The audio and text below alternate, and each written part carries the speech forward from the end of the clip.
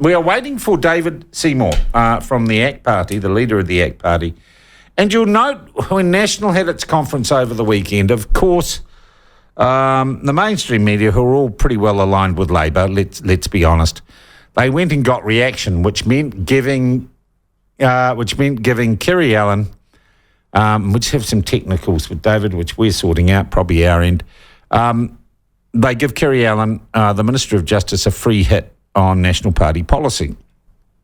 But it seemed to me that, of course, why have a news story when you know exactly what Kerry Allen's going to say? This is bad, we're doing better.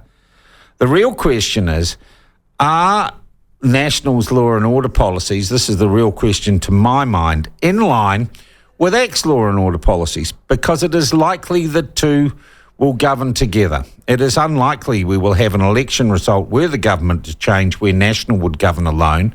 And therefore the question we should be asking now in the run-up to the election, every time an issue like this comes up, are the likely coalition partners, should there be a change of government, do they agree with each other's policies? I think that's almost a more important question than what do Labor think of National or what do the Greens think of National, because that is a dance and we know what the steps are. So I thought this morning we'd get David Seymour on and we would ask him what he thinks or what he makes of the big law and order push that National had at its conference over the weekend and the specifics of the policies they announced. He joins us now. David, obviously we had a technical thing with the video. Nice to talk to you though. Welcome. Hey, not a problem. Good to talk to you, Sean. All right. Firstly, overall, the emphasis on law and order, and clearly Chris Luxon can read a poll in a focus group. Do you think that is the right emphasis for National's last conference running up to the election? Have they picked the right issue to highlight? Well, they've picked one of the issues that needs to be highlighted. I mean, the other one, of course, is people just having a tough time making ends meet, and New Zealand is going to need better economic management than Grant Robertson has provided. In fact, Grant Robertson, I think, ultimately will go down as our most irresponsible finance minister since Rob Muldoon. But nonetheless, crime is also a major issue that is facing people. And you can see, if you can read a poll, and anyone can, it's risen in importance with New Zealand voters, despite Jimmy Anderson and Labor's denials. The streets are less safe, the workplaces. So that's safe. A yes. You think National have done the smart thing focusing on this, right? I think what I'm politely saying is that probably it's the second biggest issue, but good on them. Yeah. Okay. They are basically saying the message, and we could go through the detail, but overall the thing is we're going to remove from judges some of the discretion they currently have to discount sentences on the grounds of cultural background or social degradation. There is going to be a limit on this almost bidding war that judges seem to have with convicted criminals. You know, we're going to get rid of that, and we're going to stop paying for cultural reports that are designed to, if you like, buy or trigger those discounts. Do you think that is good policy? Well, of course I do. They're both already ACT policies. ACT, of course, is the party of three strikes. It's Nicole McKee who last year pointed out the government spends more on cultural impact reports than they do on victim compensation. It's ACT who says that the government should pay victim compensation up front and the IRD should go after the criminals rather than drip feeding it into the bank account. So, I just make the point that all this stuff's a bit familiar. Yeah, but you're saying, so you're in with it, you haven't got any problems with their law and order policy. It would mirror much the policies that you already have. Well, I think the story here, Sean, is that the National Party have just had their big annual conference, their last one before the election, and what they've basically done is adopt a bunch of ACT policies. Of course you're going to say that. Well, because it's true, Sean. Yeah. I mean, that's the point. All right. What did you think of Labor's reaction to it? We've got Kelvin Davis and the media running around saying, Kelvin Davis has already, for example, introduced some of these policies in a member's bill or in a government bill. Are Labor playing catch-up, do you think, on the law and order issue? Yeah, I mean, it's actually hard to believe how bad they've done because, they came in saying that they wanted to be gentler and kinder and smarter, and they were going to, do it a cleverer way than lock them up and throw away the key. Now, if you just accept for a moment that's what they wanted to do, well, they've had some success. They've reduced the number of sentenced prisoners by 38%. Unfortunately, it turns out that if you let criminals run free, then one of the things they do is commit more crime. But let's just say that's what they were trying to do. Mm. What really puzzles me is that they actually haven't done the other part, which is more rehab. So you haven't seen better rehab in prison, and it's been an ACT policy for about 4 years now that getting early release, getting early parole should be contingent on self-improvement and particularly on literacy and getting a driver's license. Because at the moment, we lock people up, we let them out early with not a chance, a snowball's chance in hell of going straight because they can't read, they don't even have a driver's license, and then they're back in prison for reoffending in no time. And that's what we've got to stop doing. What's interesting is that Labor haven't done the rehab. Labor, you take the month of March, the latest month we have data for. Tony Severin, who's ex-corrections spokesperson, she, found out that over 90% of prisoners had no rehabilitation activity whatsoever in the month of March. So what really amazes me is, okay, they wanted to let lots of people out of prison, and they did, and it was stupid, but I get that's what they wanted to do. But what's amazing is they haven't actually done the soft side of it, the rehab either, and that's why ACT has the policy that, if you learn to read, you're early freed. We're not going to lock people up and throw away the key, but we're not going to let them out with no hope either. Mm. What about the sentencing issue, the discount issue? Some critics saying that this is the government, the executive, potentially interfering with the judiciary. Or do you believe it is within a government's purview to give clearer or clear direction to judges as to sentencing? Well, I was a bit worried they don't. The Nats haven't thought out, can you give a discount for someone that cooperates with police? Would it undermine getting more information that actually locks up the worst criminals faster? So that's one thing that they didn't seem to have an answer for.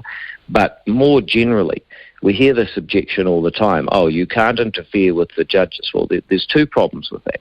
Number one, we already interfere with the judges. Parliament passed the Sentencing Act. It's dozens, if not hundreds of pages of interference telling them how to sentence prisoners. That's how it works.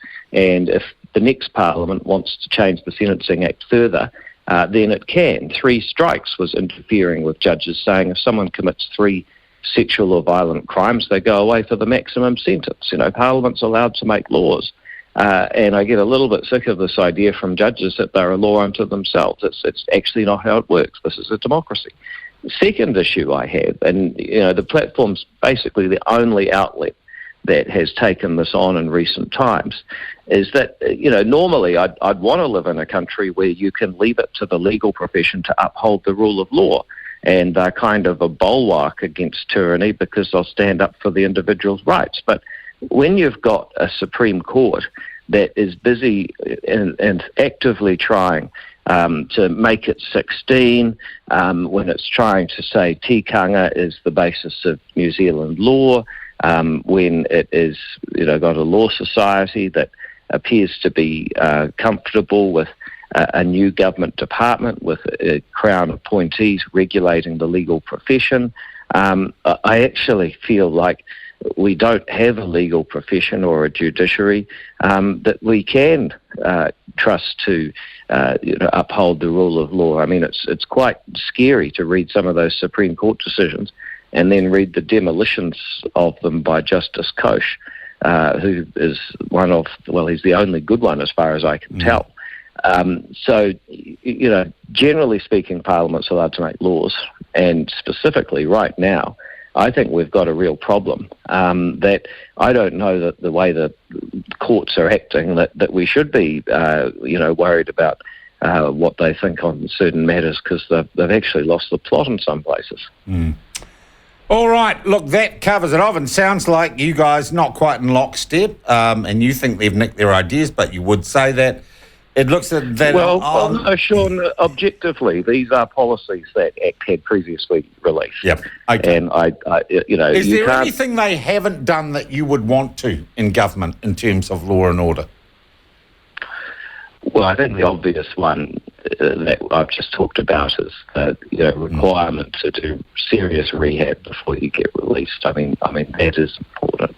But more generally, it's not something that you can say, oh well, you would say that, wouldn't you? I mean, these are the facts. The National Party has just had their big annual conference. And all of their ideas were ideas lifted from ACT or variants of it. Yep. And in recent times, you've seen their genetics policy 1 week after ACT announced it. You've seen they're back down on the three-storey houses. And this is an important theme that you may have missed, is that ACT is setting the agenda on the right. And if we're setting the agenda in opposition, it means we can set it in government. So it's actually... Yeah. In some ways, while a bit annoying, very exciting for the kind of future that we have. And my message is don't give up on New Zealand, because I think we can deliver some real change here. All right, look, one other question, because it is the issue of the day. A government you might be involved in, would it fly Boeing 757s and send 2 of them in case one breaks down while the Prime Minister's away? No, it's just... It's difficult to understand. I mean, the government owns an airline. It has many, many planes that are modern. It flies them all over the world every day, and it doesn't need to send a second plane behind every set of Air New Zealand passengers just in case the first plane breaks down. Why they couldn't just buy a couple of seats on an Air New Zealand flight that's already going, it would have sent a much better message to say we are... Because then all their friends in the press gallery wouldn't be able to travel with them, David. Well, I'm sure that Air New Zealand has some planes with more than 2 seats, and I actually think that they could have done that. Who knows, they might have even taken Sean from the platform. All right, so a possible national-led government or ACT-led ACT national government wouldn't be using the Boeings, wouldn't be sending 2 planes when they could charter or buy a commercial seat. Yeah, absolutely. I mean, look, if you need occasionally to take some people to some places on official business, do you A, buy the seats of someone who's already got a plane and is good at operating it, or B, buy your own planes? And that just seems like the first one would be more efficient. ACT's policy is to increase defence expenditure to 2% of GDP and let the Air Force work out what planes to buy. But it just seems to me that I don't see how it can be more efficient for the Air Force to effectively run its own airline when it should have more important priorities, such as how do we secure the exclusive economic zone? We claim 4.6 million kilometres of ocean as ours, but we don't really have the ability to get there quickly. Well, that's not viable, and the message we need to be sending to China is that we're serious about defence. Unfortunately, I couldn't have thought of a better way to send the opposite message.